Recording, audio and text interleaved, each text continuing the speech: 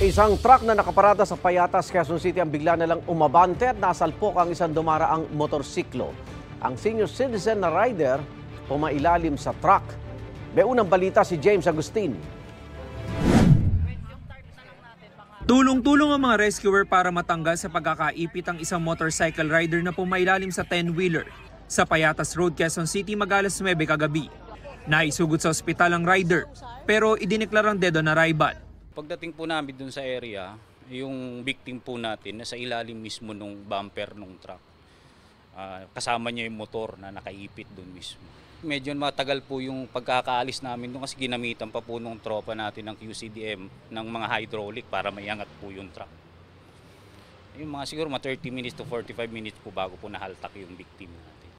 Ang 60 taong gulang na lalaking rider galing daw sa trabaho sa Quezon Avenue at pauwi na sana sa Payatas na mangyari ang aksidente. Nung tumawag po sa akin yung pamangking ko, tumulo agad ng luha ko. Napakabait ng kapatid ko na ito eh. Pero anong magagawa ko, aksidente eh. Wasak ang harapan ng motorsiklo.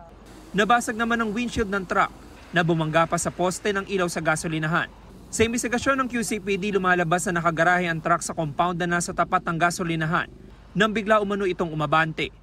Nung bago po nangyari po yung pag-abante ng truck, ginagawa po nila, charge po nila yung battery. Tapos yun nga po, bigla na lang pong umabante yung truck, no? At wala na ng control hanggang nakalabas na po nung gate, hanggang sa tinamaan na po yung biktima. Yun po yung sinasabi ng mga witnesses na nung umabante yung truck, wala pong driver dun sa loob ng truck. Hinahanap pa ngayon ng pulisya ang truck driver na umalis sa lugar matapos ang aksidente.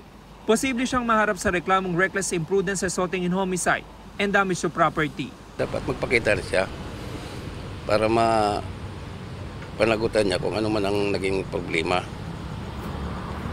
Kahit wala siya sa Manibela, may pananagutan pa rin siya. Ito ang unang balita.